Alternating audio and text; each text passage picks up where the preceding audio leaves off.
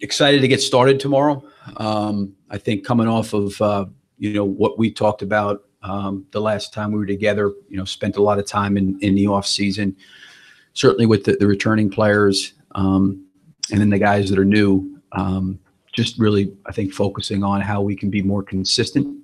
That certainly was a challenge, I think, for us last year. Some of it was understandable as it related to, having so much of a new team. But I think starting off, becoming a consistent team, and the fact that we have an opportunity every day to go to work as a team to improve, to get to know each other. But for me, it really starts with the work and the commitment that we make starting tomorrow to be more consistent, in the areas that we were lacking. Certainly, that's a priority for us. And then I think just the opportunity to understand that we're afforded each and every day to start at ground zero and to try to build back up, to try to improve and try to get better. So, I'm looking forward to that process starting tomorrow. Barry Trammell with the Oklahoma. Billy, I know you always believe in the process and believe in what you're doing, but when a guy like Paul George comes for a year and then re-ups for at least 3 more, is that sort of an endorsement that, hey, we're doing things right, we're running the kind of organization that we ought to be running? Well, I mean, I'll let Paul speak to that. My dialogue with him after the season ended, before free agency was really, really positive. I think Paul, probably understood that, coming in last year and so much of the team being new and it being an adjustment period, I think he felt good, about his relationship with Russell, the relationship with the rest of the guys on the team. Paul is an easy guy to work with, easy guy to communicate with. So I think he felt like, just based on, being here for a year, I think he felt comfortable, obviously, moving forward. I think it speaks to his teammates, the organization, everybody all the way around. Billy, with Russell's surgery, was that something he could have had earlier in the season, or was it this at that point he had to have it at that time? Well, obviously Russell made that decision. He'll talk about that, but I think for him, he felt like it was the best thing to do at this point in time. And, we feel very, very fortunate that it was obviously nothing serious. And he's working hard to get himself back, whenever that time may be. Hey, Billy, do you think with the roster finally solidified this season, do you think that there's maybe a more obvious direction and flow with Paul George and Russell, maybe that there maybe wasn't last season? Well, I think anytime you have 2 high caliber players like that, there's always going to be an adjustment period that goes on, in terms of getting to know each other, how each other plays, how do you play off of each other. I just think that that's normal. But I think because of, Russell's investment here, over his entire career, who he is as a leader, I think he and Paul really developed a very, very close and good relationship, that I think that they work through those things. So I would say that they're probably at a better place this year, starting the season, than they were a year ago, because they really just didn't know each other in terms of that kind of familiarity. So that part of it, I think, is positive. Eric Horney, Oklahoman. Billy, is kind of a 2-parter. First, your initial thoughts on being able to work with Dennis, getting more time with Dennis than you would have had with, with Carmelo last year. And second, Dennis and Russell together. Those are 2 guys who are very good in pick and roll, like to get downhill. How do you play those 2 styles together? Well, before the trade ever happened, I had an opportunity to speak with Dennis, and we had some very, very candid conversations. And the one thing I would say, coming from those conversations, is that he's extremely competitive, and winning is a high priority for him. Certainly, we'll have to work through those situations. I think both those guys can play together on the floor. I think they both be effective. Both of those guys know that one of them is not going to have the ball in their hands as a point guard if they're both on the floor together. But it's going to be, those 2 guys getting familiar with each other, playing with each other. But that would be something that I think that would be something we would need to work on. Obviously, it'll be a little bit more challenging with Russell's situation in training camp, maybe not having the opportunity to do that, tomorrow. But I think going forward, when Russell does return, I think that's something that we're going to need to look at, because I think that could be a positive for our team. Coach, how has Steven evolved in the last couple of years, and then how is that evolution tied to the evolution of the position he plays? Well, Steven's continued to get better, every year since I've been here. He's obviously an elite defender. He's a terrific roller. I thought last year, his role really kind of, he flowered in it. He did a great job last year, all the way from the beginning, all the way to the end. And I think the things that we needed him to do to impact the team, he really did. So Steven's always been a really good team guy. He's always put the team first and has always had an attitude of, what can I do to help? What can I do to make the team better? And I thought last year, the way he played from start to finish, was he had a terrific year. Eric Horney, Oklahoman. Billy, in regard to Carmelo last year, he was a guy who kind of came, I guess, 2 days before training camp, and you had a plan to have Patrick kind of as that guy starting at power forward. I mean, do you have a bunch of notes left over from when you were putting together your plan for that group? And I mean that by saying that, is it going to be easier for you to go into this season with a guy like Patrick because you've had time with Patrick and you had a plan for Patrick going into the season last year? Yeah, I mean, I don't think you necessarily always have just an individual plan. It's, really from a team perspective. Obviously it was a little bit different, with Carmelo coming in, in fairness, so close to training camp. I think he got in town the day before.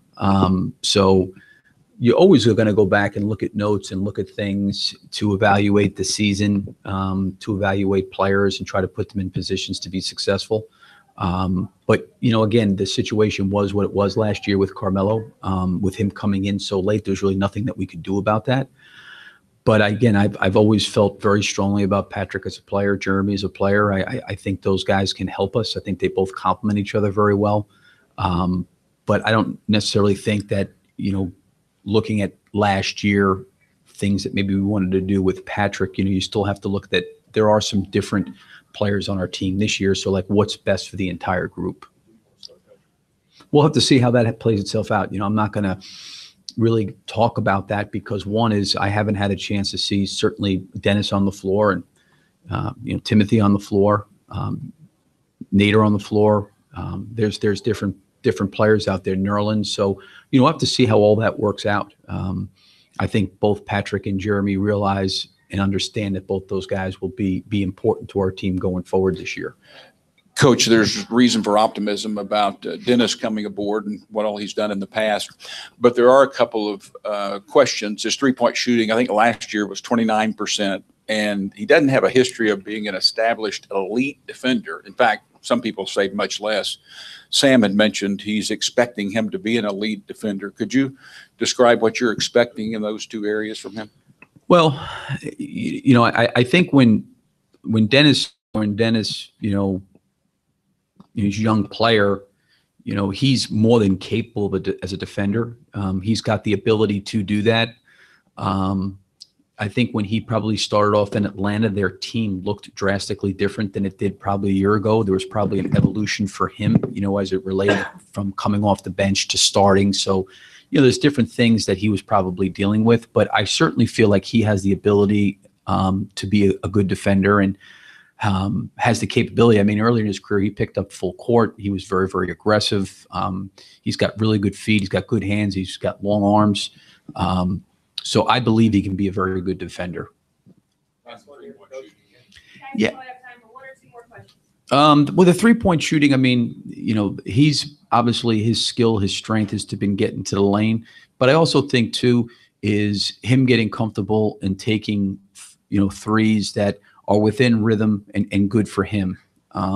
He's got the ability to make threes. I don't want to sit here and say he's been a three-point shooter because obviously the stats say he hasn't. But I still feel like for him to do what he does well, he's going to have to take some threes to keep the defense honest, so to speak, so he can create more opportunities to get into the paint. Last question here. Coach Chris Lincoln, the Oklahoma sports team. Billy, what are your main goals going into training camp? What are you really questions you want to have answered for this team? Well, I think the biggest thing for us, if you look at our team last year, and certainly we've got some new players coming in, we were inconsistent in a lot of ways. We've certainly against high level teams, competed very well. There were some teams that, that maybe weren't, in the realm of maybe being at the playoff level that we didn't perform well against. So I think the biggest thing for us is the consistency part. Consistently playing to a style and an identity that we need to, game to game. I think that starts trying to establish that identity and style of how you want to play tomorrow. And I think that's what we've got to do. We've got to be willing to put the work in to create and have an identity that's going to be something that we can rely on, that helps us be a more consistent team than we were a year ago. Thank you, Coach. Thank you.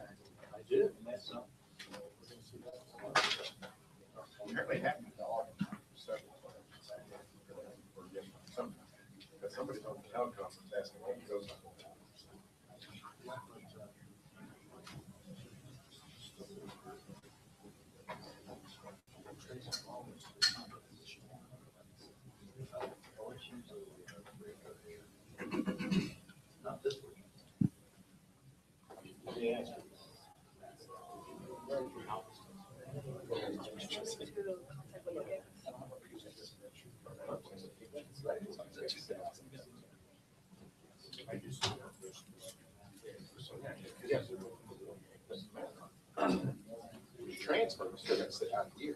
Unless it's a graduate transfer. I don't think that. I don't think so.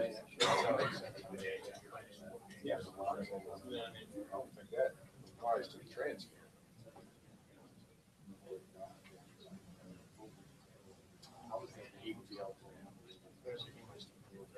For this reason.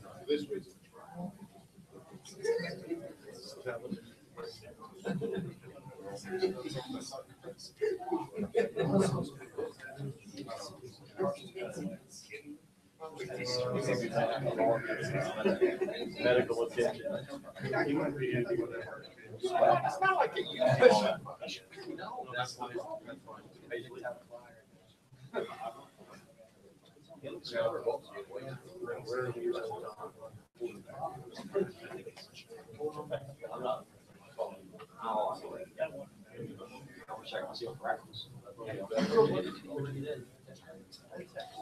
You know what?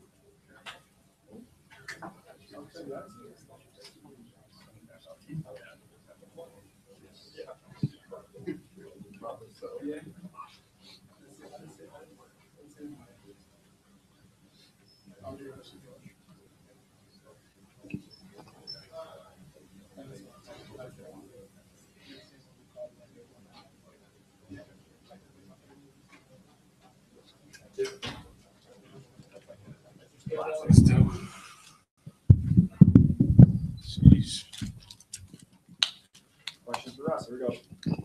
Yeah, Barry Trammell with the Oklahoman. Hey, Russell, nice summer for the Thunder. Paul re-ups. Can you take us through the process of your relationship with him and how you guys connected? When you think it really, you could see that, hey, this guy's going to be a long timer for us. Me and Paul had a relationship before, being both LA natives, having a little relationship back then, and throughout the season, man, and before the season, just creating a relationship, knowing a little bit more about him, his family, his goals, what he want to do, and it just clicked from there. We continued our relationship. We continue to stay in contact, obviously, and he made it work. Russ, I'm curious, with your son and with the twins coming, congratulations, by the way. Thanks, Do you feel like your game matures in a kind of a special way, like maybe that correlates with fatherhood or your responsibility as a dad? Like, does that impact the way at all, like as you play? Definitely can. I think it does, actually. I think it does. You'll see why it does. Brady Trantham, franchise OKC. Russ, Sam Presti said at his press conference that with Nick Collison leaving the Thunder, that he was looking forward to that being an opportunity for you to kind of take that next step and evolve in your leadership of the team. What goes into that process and taking that next step and being a leader on the team, not necessarily just on the floor? I mean, every year since I've been here, and I've tried to involve my leadership. I think that's something that I take very, very personal, and I think it's very, very important. From the outside looking in, you can't really tell what leadership is unless you know what goes on from a day-to-day basis. And for me, I take that upon myself to be able to create relationships with different guys. Obviously, now with new guys on our team, it's important. And different things are how we do it around here. So definitely this year is going to be big. In that aspect for me, it's just to continue to do what I've been doing. Eric Horney, Oklahoman. Russell, I know you haven't had a ton of time with Dennis yet, but what are your initial thoughts on Dennis and how you guys will possibly mesh on and off the court? I think we'll be fine, man. Obviously, Dennis is a great player. Done a lot of great things in Atlanta. Plays fast, plays with pace, good with the basketball. And I think we'll be fine, man. It's going to open up a lot of different things for him, for myself, when we're on the floor together. So I'm looking forward to it. Shannon Shang from Tencent China. How was the trip in China? It was great. One of my favorites, honestly. Had an opportunity to be able to travel is a blessing for me. But to go to China, to be able to see all my fans and people there that care so much about what I'm doing over here is overwhelming for me at times. But I'm definitely truly thankful and had a great time. So. What's the thing that impressed you the most? The people, just the people, how nice and understanding they are about just me and just loving everything I do about myself, my family. That's the most important part. Russ, how critical is Andre's recovery to what you guys plan and hope to do this season? And I think it's important, man, but there's no rush, man. Dre, once he get back, he'll be back and ready to go. It's the start of a new year for us, and we have a lot of different guys at a lot of different positions that has to be ready to step up and make things happen. But once Drake comes back, we pick him up right where he left off. Eric Horney, Oklahoman. Russell, last year you all get Carmelo a couple days before camp. You have more time this time around with Dennis, and you've been able to spend more time with him in the off season. What is the difference between that when you have a little bit more time with a guy, on and off the court again? What you mean? Whereas you get Dennis in a trade, earlier than you would have with Carmelo. Does that help? Is there a benefit there to having him in and around the guys a little bit earlier? And it's just not about Dennis. I think we traded for a few other guys as well. That's important, and we had them all summer. Nerlens, Nadar, Timmy. We had a lot of different guys that are new and that are here and try to make an impact for our team. I think it's important that just create relationships with those guys, create a bond, have an opportunity to be able to see, how their game has evolved and put together and make one team. Anyone else for Russ? Russ, do you have a timetable for your return on the court? What did you read? Press release. 4 weeks. There you go. All right. You sticking to that? Yeah, I'm sticking to whatever comes out. Anybody else? Unless you hear any different. Couple more. Time for more. Oh, but Russell, when Carmelo was traded, he wrote a letter to you, addressing you, the fans, the organization. Right. What did you feel about his time here, and did you learn anything from having Carmelo here with you? Me and Melo are great friends. Besides what happened last year, I've been knowing Melo for a while. Our relationship and different things has really nothing to do, with Obviously, him being here for me, I think it was a great experience to learn a lot about him as a person, not just on the basketball court, but learn a lot of different things about him off the floor. Learn some things from him as well. Just, how I approach the game, because he's obviously a superstar and understands how to play the game at a high level. And, I'm pretty sure he's going to do great things in Houston. And, I wish him nothing but the best because he's a good friend of mine. So. Yeah, Russell, you were talking about the leadership question a few minutes ago. In the NBA, recruitment has become a thing for players, particularly stars of a franchise. Have you seen your role change over the years in terms of how you have to interact with potential free agents or keeping guys around, or have you done anything different? Nope. I've always done the same thing I've always been doing. For me, I'm a real person. I'm real. I keep it 100, straightforward. I'm not going to go out and be someone I'm not just to get somebody to stay, because that's considered being fake. And for me, I be myself at all times, as you guys know, and it's important to do that. And that's a part of being a leader, part of being a leader of this team and organization, and that's what I do. Anybody else? Got one more in the back there. Be the last one for Russ. There was a lot of stuff that went on this summer, players moving, Kawhi, DeMar, that type of thing. Social media was kind of out of whack. Do you guys as players talk about that and see that happening? You obviously see it, but talk about it. It doesn't have nothing to do with our team. I don't really talk about it much, but you obviously see it. Every summer is going to be like that because it's free agency. Once free agency hit, there's a lot of different moves that needs to be made and a lot of trades. So things happen. Just that's a part of the world we live in now. So thank you, Russ. Yeah.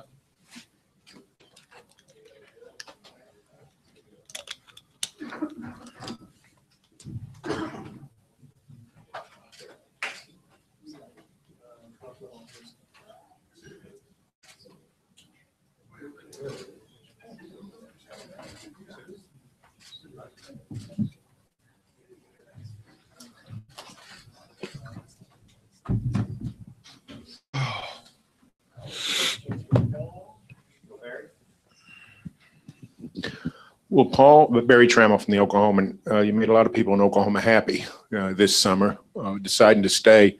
Can you take us back through the process of exactly when it started formulating in your mind, hey, this is a place I might want to stay, place I'm going to stay, just how that whole went during the season and after the season? I think during the season, to start the season off, I was just open, very open about the situation. And, in order for me to do that, for me to give everything I had and for me to be committed, I had to be open about coming here. Otherwise, I would have been, giving the team every bit of effort or, it would have been something that I was holding back. So, I just told myself to start the process off and just give this team everything I have and see what happens. And obviously I've developed some good relationships with Russ, with Steve Dre, with Coach Donovan, Sam Presti, Clay. I just developed these really good relationships here, almost feeling like I've been here for a while. And then just over the course of the whole season, it just steamrolled, just got better and better, and here I am.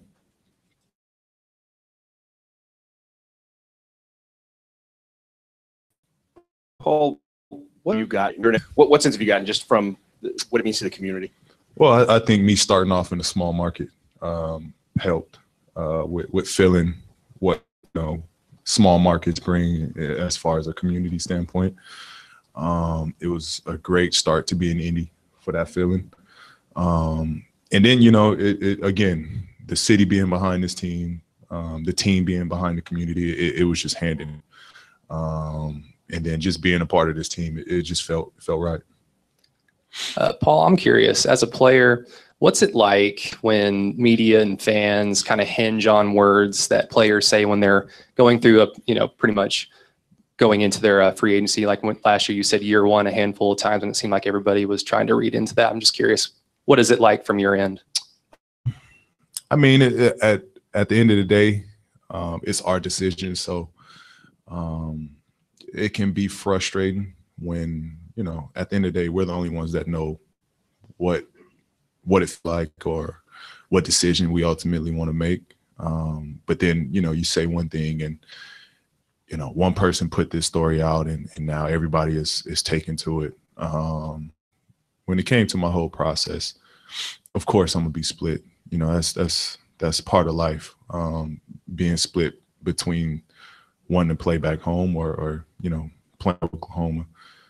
You say one thing, I'm going to make this person mad. Say something else, I'm going to make these people mad. So it's at the end of the day, it's we got to be happy with who we are, and we got to be happy with the decision we're going to make, because at the end of the day, it's only going to affect us, not the mass. So it was frustrating, but you know, at the end of the day, it's what our job, you know, it's what we got to deal with.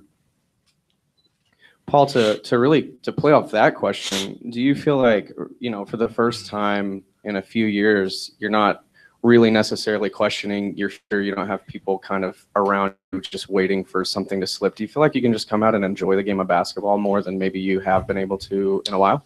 Yeah, so I think for the past 2 or 3 years of my season, there's always been, you know, speculations or, you know, people decide what my future should be. I know where I'm at, and the world knows where I'm at. So yeah, in a way, in a sense, I can go back to just playing ball and enjoying the game.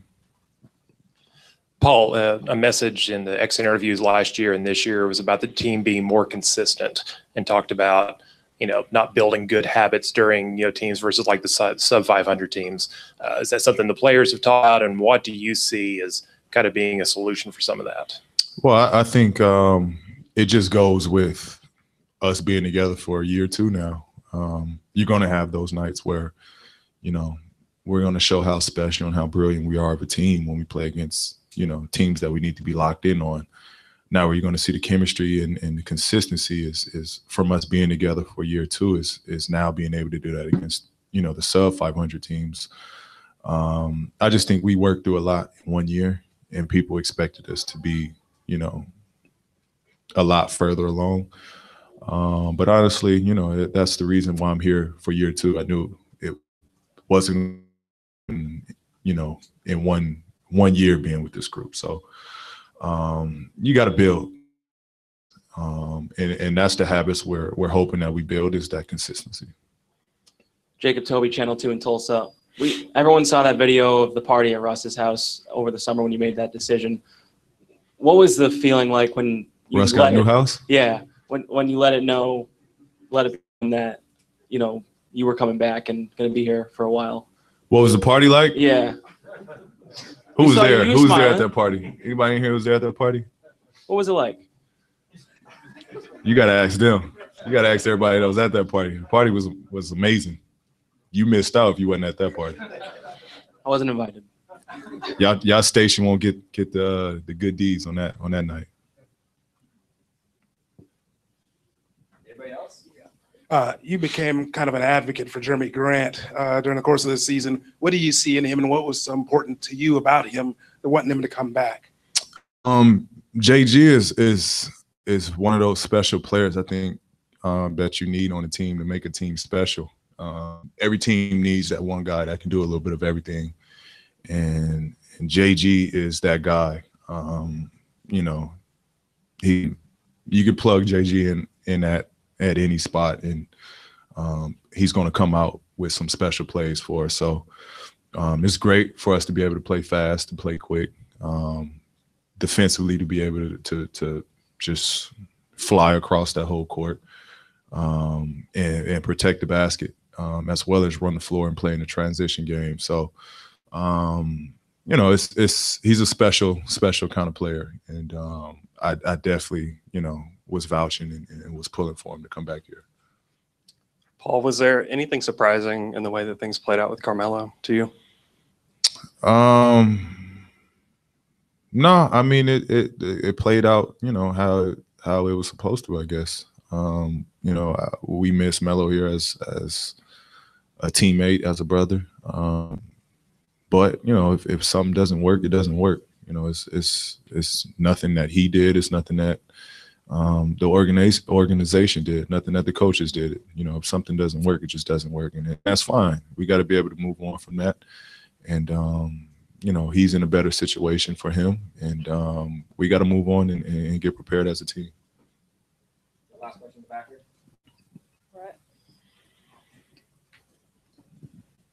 Hey, Paul. Kawhi Leonard is coming up on a similar situation as this season as you had last season. Has he reached out to you, or do you have anything that you can offer to him, maybe as he goes through this process this year?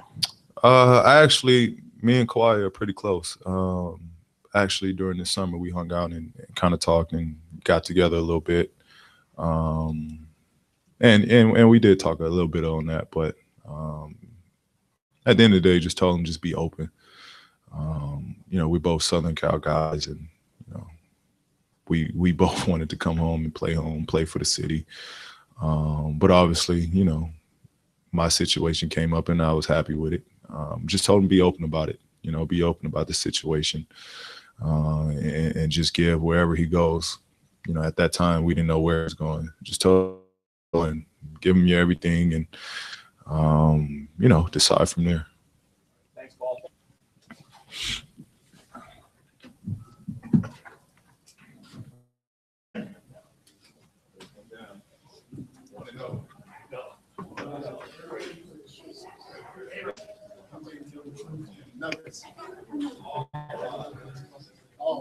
Everything he said was not true. Oh, man.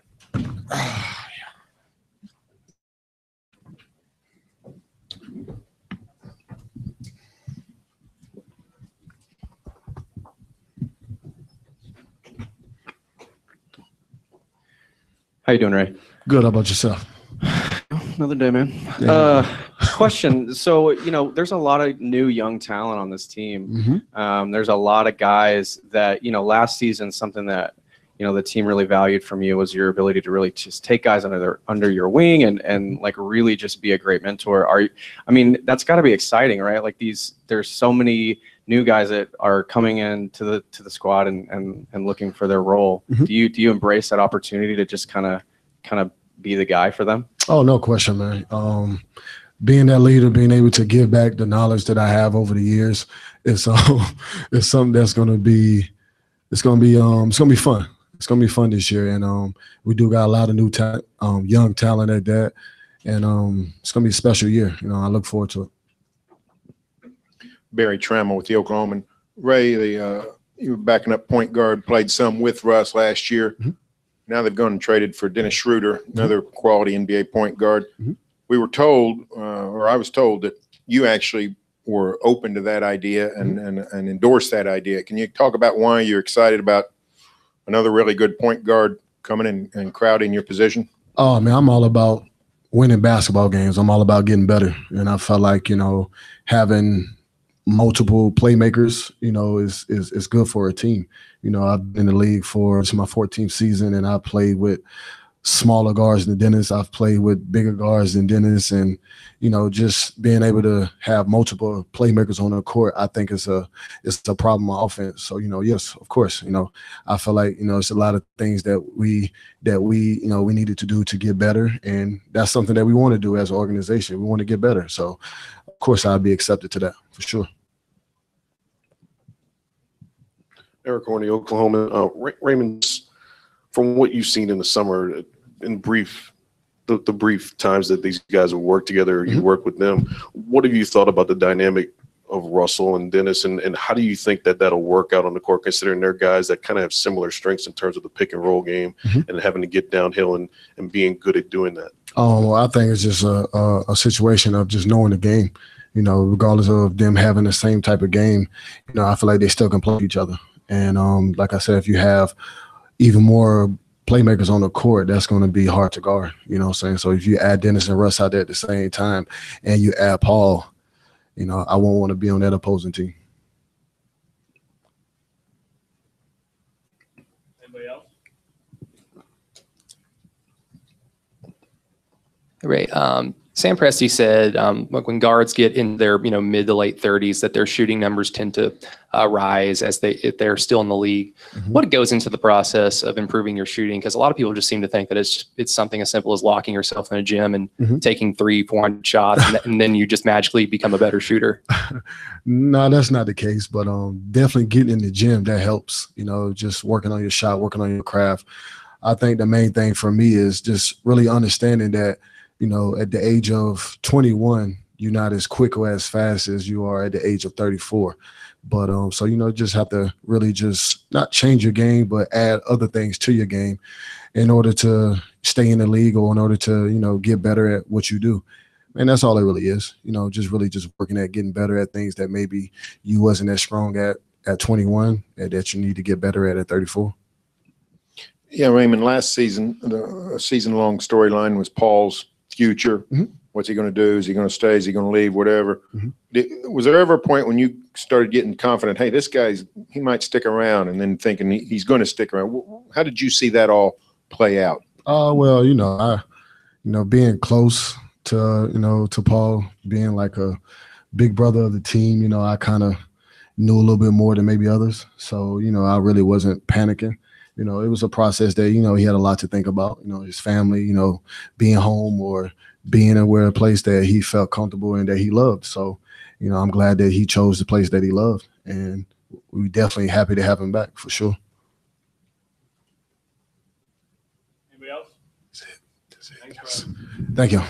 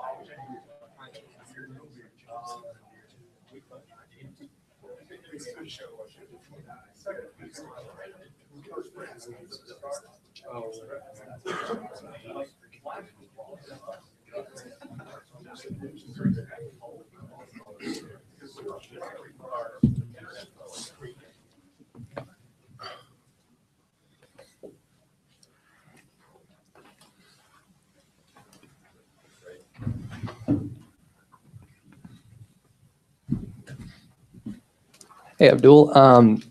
Basically, just since you were born, you've bounced around not only basketball wise, but just life wise. I mean, how is that process of moving to different spots, transferring in college, and now being traded from Boston to Oklahoma City? How's that kind of helped you try and understand what needs to be done in order to find to solidify yourself in a role and with one team? Well, to start off, like you're right, it's prepared me throughout my whole life from when I moved from Egypt to Chicago. Transferring schools, things like that, getting traded here. I think a lot of it is you just got to take it how it comes and just work for the best and prepare for the best.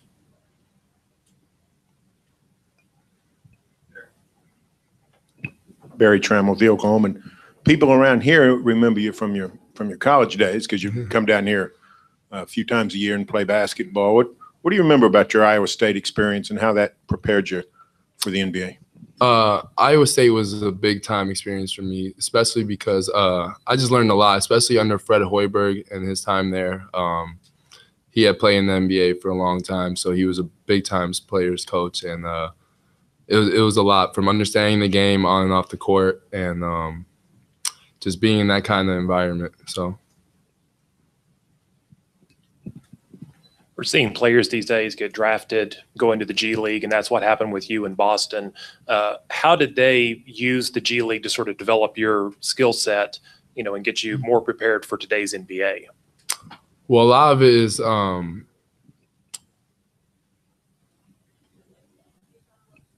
think it's more just to do with like every team's different. So Boston had no roster spots available. The D League was going to be a good opportunity for me to play a lot of minutes. Or I'm sorry, the G League. It was called the D League back then. But it was an opportunity for me to play tons of minutes and actually build and work on my game, work on my craft. Whereas if I was in Boston with them that year, I probably wouldn't have played as much, wouldn't have benefited me as much as from a career standpoint. Eric Horney, Oklahoman.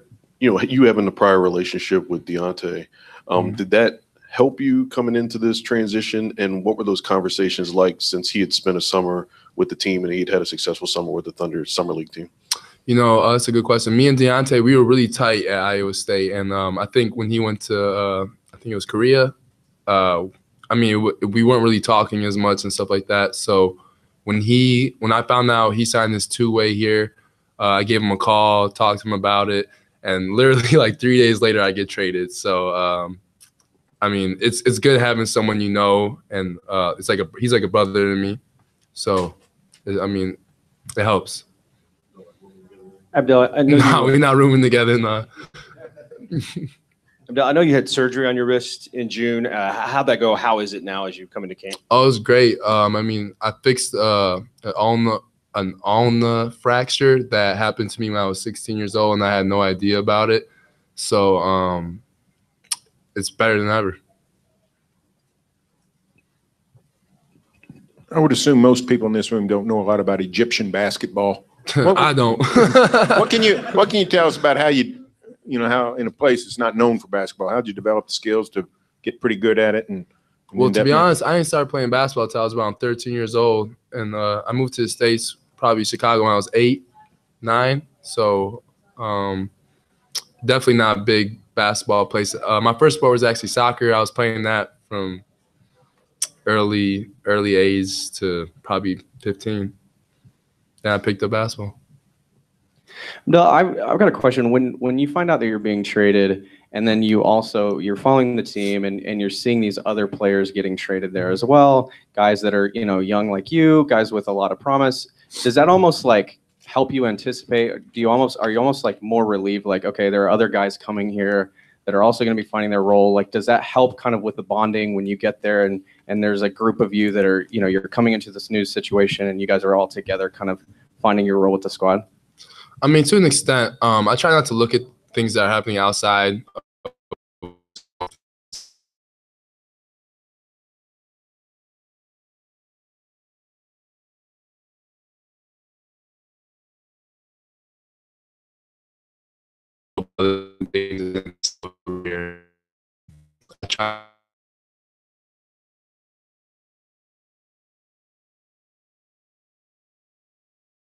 Thank you.